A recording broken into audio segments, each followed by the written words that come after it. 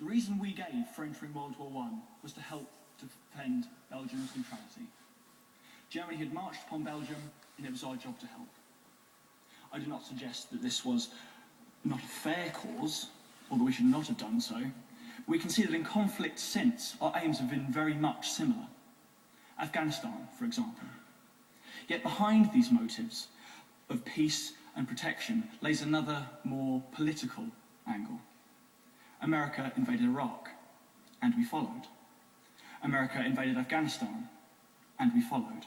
I ask you, how can a country claim to have learned anything from previous conflict if it still enters war so easily?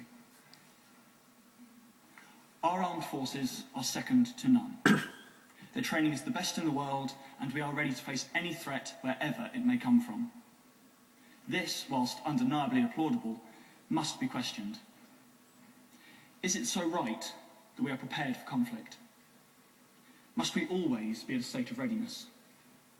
If we, or any other country for that matter, had learned from previous experience, then we would be avoiding war at all costs.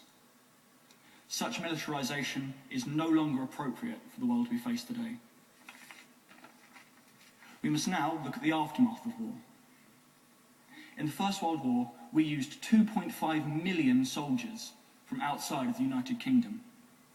Without these troops, we would not have had the presence we required and would have probably lost the war. We owe our lives to every soldier that fought on our side, not just those from the United Kingdom.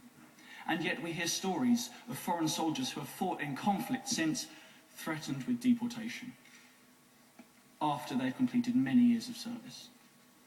This is another example of our country's inability to consider the effects of war.